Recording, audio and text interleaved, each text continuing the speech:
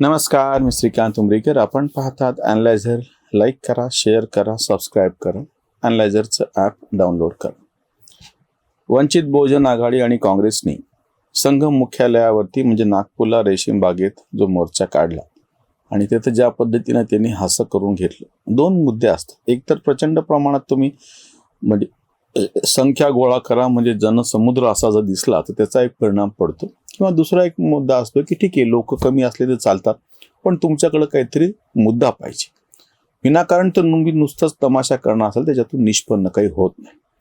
दोन्ही दृष्टीनं हा जो मोर्चा, म्हणून आम्ही जे शीर्षक दिलेलं आहे किंचित आणि काँग्रेसचं फाटलेलं संचित. स्वतः बाळासाहेब आंबेडकर यांची राजकीय जी भूमी राहिलेली मुख्य ती अकोला राहिलेली विदर्भात आहे. हर्षवर्धन सपकाळ बुलढाण्याचे विदर्भातले आहेत. सध्याचे मुख्यमंत्री देवेंद्र फडणवीस विदर्भाचे आहेत आणि संघ मुख्यालय ते सुद्धा नागपूरला विदर्भातच आहे. त्याच्यामुळे यांची ताकद तिथे आहे असं समजून तिथं मोर्चा काढणे आपण समजू शकतो. पण त्याला काहीतरी तर सध्याचा संदर्भ पाहिजे होता. आत्ता जी युद्धजन्य परिस्थिती आहे आणि त्याच्यामध्ये सगळा जो व्यापार जगभराचा त्याच्यावरती परिणाम झालेला आहे, झळा पोहोचतायत, शेअर बाजार कोसळत चाललेला आहे. ह्या परिस्थितीमध्ये जेव्हा हे आरडाओरडा करत होते, भाषणं करत होते, संध्याकाळी त्याच दिवशी म्हणजे परवाच मोदींनी संसदेमध्ये भाषण केलं आणि त्याच काळामध्ये हल्ले थांबवण्याची घोषणा अमेरिकेकडून केल्या जाईल. म्हणजे ह्यांनी सगळी केलेली मांडणी मातीत गेली ना. हे मोदींच्या नावानं शिव्या मारत होते, देत होते, मोदींचा राजीनामा मागत होते. ती जहाजं तुम्ही सोडून कशी आणू शकत नाही. जेव्हा जहाजं प्रत्यक्षामध्ये भारताच्या किनाऱ्याला आधी 4 एकूण जहाजं लागलेली होती LPGची आणि चीनच्या नावाखाली म्हणून असलेली 7 जहाजं भारताकडे वळवण्यात आलेली होती. आणि त्याच वेळेस प्रकाश आंबेडकर आणि हर्षवर्धन सपकाळ त्या मोर्चामध्ये मागणी करायला भाषण करत असताना मोदींनी तिथली जहाजं सोडून आणून दाखवा. तुम्हाला काही म्हणजे परिस्थिती काय ते तरी कळतंय का? किती निसंदर्भ होऊन गेलेले आहेत हे विरोधक. बरं, संघ कार्यालयावर काढण्याचं काय कारण? एकीकडून हे बोंबाबोंब करतात की संघ हा नोंदणीकृत कसा नाही यांच्या म्हणण्याप्रमाणे. खरं तर संघाच्या संबंधी आम्ही यापूर्वी सुद्धा जयदेव डोळेंनी जी मांडणी केली होती की संघाने दंगली पसरवल्या, त्याच्या संदर्भामध्ये पण व्हिडिओ केलेला होता की संघाच्या ज्या ज्या संस्था काम करत आहेत त्या प्रत्येक संस्था स्वतंत्रपणे नोंदणीकृत आहेत. अगदी जिथं प्रत्यक्ष हे संघाचं मुख्यालय आहे तिथली सगळी जी व्यवस्था, ती जमीन, तिथलं बांधकाम या ज्या ट्रस्टच्या अंतर्गत नोंदणीकृत केलेलं आहे, तो ट्रस्ट तिथं धर्मदाय आयुक्ताकडे जाऊन तुम्ही त्याची माहिती काढू शकता किंवा माहितीच्या अधिकारामध्ये एक अर्ज देऊ शकता. राष्ट्रीय स्वयंसेवक संघ ह्या नावानं काही रजिस्टर नाही, ह्याचं तुमचं दुःख नाही, त्याला कोण काय करावं?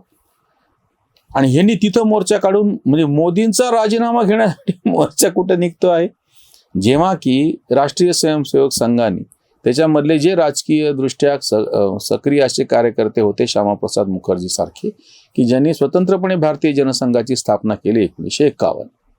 मग त्या जनता पक्षात त्याचं विलीन झालं आणि बाहेर पडल्याच्या नंतर भारतीय जनता पक्ष. मग तुम्हाला मोर्चाच काढायचा असेल तर प्रत्यक्ष भारतीय जनता पक्षाच्या कार्यालयावर काढावं लागेल, संसदेवरती काढावं लागेल आणि बाकीच्या गोष्टी सगळ्या दिल्लीत काढावं लागेल. मोदी हे देशाचे पंतप्रधान आहेत, महाराष्ट्राचे नाहीत किंवा नागपूरचे नाहीत. पण तुम्ही मोर्चा म्हणजे कसं आहे माहिती आहे का? परत आम्ही जी नेहमी गोष्ट सांगतो त्या पद्धतीने.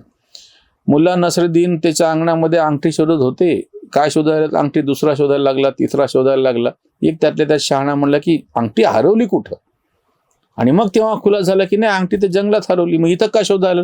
नाही म्हणले, जंगलामध्ये फार अडचण आहे, अंधार आहे, तिथं रस्ता मुश्किल आहे, झाडीत सापडणं मुश्किल. इथं कसं सोय म्हणले?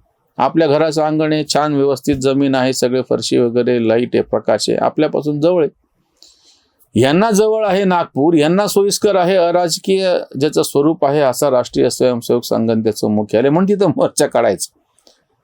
प्रत्यक्षामध्ये असा मोर्चा मोदीच्या राजीनाम्यापेक्षा आत्ताच्या स्थानिक स्वराज्य संस्थांच्या निवडणुका का नाही तुम्ही पूर्णपणे ताकदीनिशी लढवल्या? हे फक्त मी वंचित बहुजनचं म्हणत नाही, त्यांची तर ताकदच किंचित आहे राजकीय. काँग्रेसला काय झालं होतं? या स्थानिक स्वराज्य संस्थांच्या निवडणुका जे हर्षवर्धन सपकाळ काँग्रेसचे अध्यक्ष आहेत, आता बाकीचे जाऊ द्या, संपूर्ण विदर्भामध्ये तरी त्यांनी ताकदीनं का नाही लढवल्या? त्यातल्या त्यात त्यांना जे यश मिळाले ते विदर्भातच मिळाले, जे काही थोडंसं यश मिळाले काँग्रेसला. जिथं जे करायचं ते करायला तयार नाहीत. काय म्हणता येईल तसं ते मोरीला बोळा कोंबायचा आणि दरवाजा उघडा ठेवायचा. प्रत्येक इथं काहीतरी इतकं छोटं मोठं काहीतरी मोर्चा काढायचा आणि मोदीचा राजीनामा मागायचा आणि तेही राष्ट्रीय स्वयंसेवक संघाच्या कार्यालयावरती मोरीला बोळा घातला आणि दुसरीकडून प्रत्यक्ष सगळा दरवाजा उघडा आहे.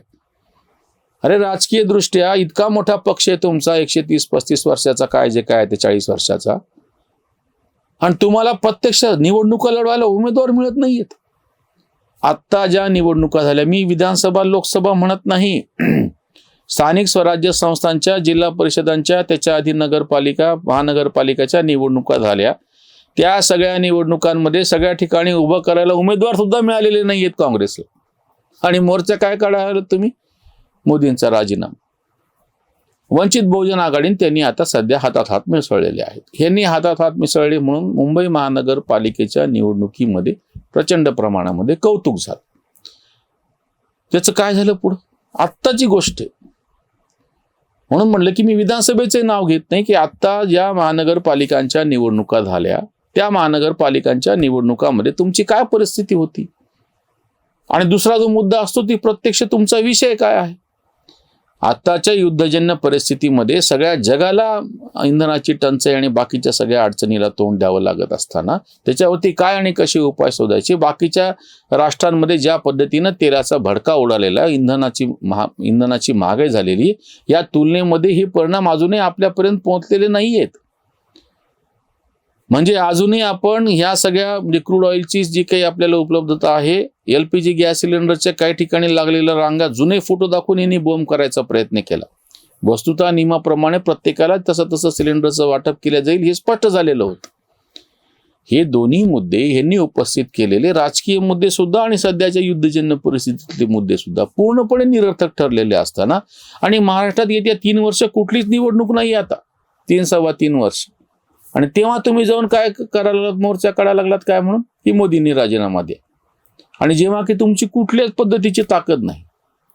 दुसरा एक शेवटचा मुद्दा आहे, काँग्रेस आणि वंचित बहुजन आघाडी यांना एकत्र यायचं आहे. तर मग आत्ता याच विदर्भामध्ये चंद्रपूर महानगरपालिकेमध्ये महापौरांच्या निवडणुकीमध्ये भाजपचा उमेदवार कस काय निवडला जातो? त्यावेळेस तुम्ही या काँग्रेसला वंचित बहुजन आघाडींनी किंवा बाकीच्यांनी का नाही साथ दिली? यांचे कार्यकर्ते यांच्यापाशी राहिलेले नाहीयेत आणि हे मोर्चे काढायला निघालेले आहेत. तुम्ही त्या मोर्चाचे जे फोटो आणि ते समोर आले, तुमच्या असं लक्षात येईल की अतिशय मर्यादित अशी संख्या, की जी कुठल्याच राष्ट्रीय, म्हणजे वंचित बहुजनचं काही म्हणत नाही मी, त्यांची ताकद नाहीये, पण काँग्रेस सारख्या इतक्या दीर्घ परंपरा असलेल्या पक्षाला इतका जर अतिशय असा क्षुल्लक प्रतिसाद मिळणार असेल, तर मग तुम्ही तुमचं फुकटच हासं करून घेतलं तो मोर्चा काढून. ह्याच्यापेक्षा तो मोर्चा काढला नसता तर बरं झालं असतं.